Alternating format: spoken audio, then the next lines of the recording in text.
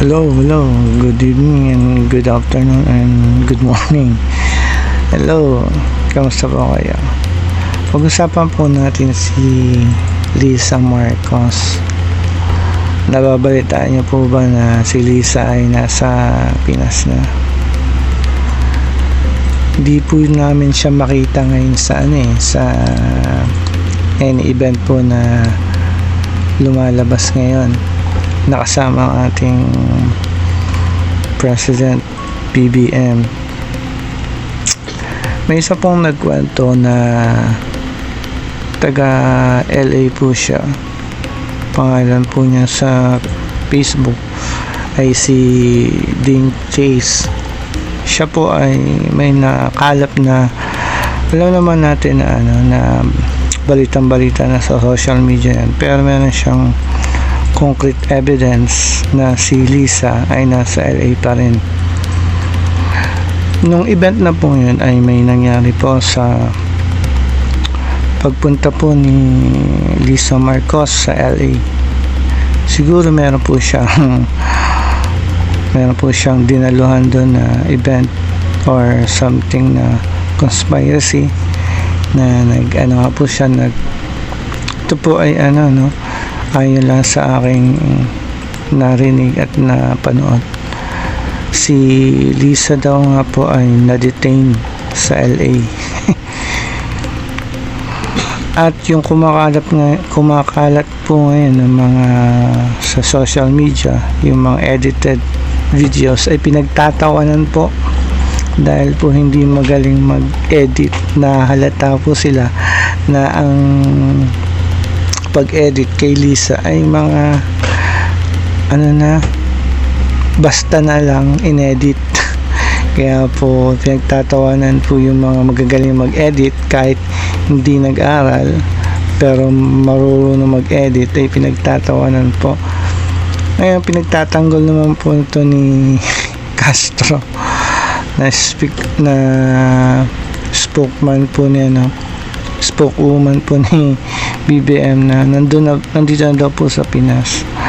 Pero yun nga po, wala pa rin po tayong makitang ebidensya na andito na po siya sa Pilipinas. At yun nga po, ayon po kay Dean Chase, pangalan po niya sa FB, ay taga LA po siya. Nanganganib daw po yung buhay niya dahil in-expose niya yung balitang yun dahil news blackout po kasi sa Amerika at saka dito sa Pilipinas dahil po napaka high profile po kasi ni Lisa, kasi po siya ang first lady ni Bongbong Marcos. Meron po dito isang video na nagpapatunay na, kakwento ko muna po bago ko i-play. Ito pong video ito ay nasa LA po sila. Kasama po nila yung isa dito sa left niya. Ang pangalan po niya ay si Rustan Tontoco, Paulo Tontoco, kung di po ako nagkakamali. Yun po ito po ay businessman na namatay daw po. Yung nasa left side po ni Lisa, siya po yung businessman na namatay dahil po sa overdose ng drugs. Yun po, yun ang nangyari po. Yun nga po ang nangyari na na-detain po sila at niimbestigahan sa LA po. Alam naman po natin sa LA napakadami po diyang gumagamit ng drugs. Sabi po nila, disclaimer lang po, ito po ay sariling lang po, opinion at reaction na narinig ko rin lang. Sabi po nila na naglabas daw po o nagpuslit po si Lisa ng pinagbabawal ng gamot, kaya nahuli daw po at sila po ay naka-detain ngayon.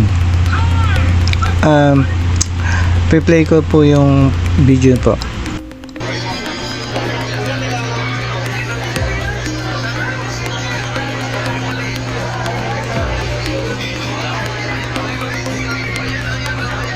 Bali yung nasa left po niya, yun po yung namatay na nag-overdose po. Yung lalaki na si Rustan ba yun? Tontoco, Paulo Tontoco. Siya po ay businessman po.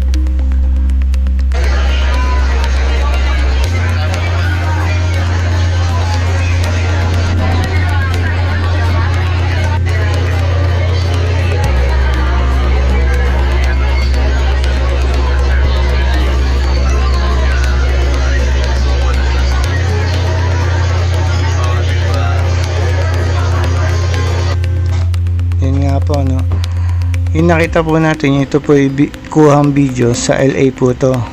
At marami pong naghahanap ngayon kay Lisa kung nasaan na po si Lisa na po. Hindi po natin malaman kung asan si Lisa ngayon. Kaya po marami po nagtatanong na bakit wala si Lisa sa pag si Bongbong Marcos ay nagpapakita sa mga balita sa news sa mga news sa television. Wala po siyang maipakita, hindi po niya kasama. Pero magtataka po kayo bakit ngayon lang po hindi nasama si Lisa sa kay Bongbong Marcos pag lumalabas siya, di ba? Tulad nung meron silang mga event ngayon, lalo na ngayon, mag-campaign period ngayon na para para i-kampanya nila yung mga manok nila na 11 na lang kasi si Amy Marcos ay kumalas na. At balita ko po, maraming pa rin magkakalasan. Ayun nga po, ito na po yung video. Sundan na lang po natin yung next episodes ni Lisa. Please subscribe po. Thank you po. God bless. Thank you all for watching this here video. Please like and subscribe and follow.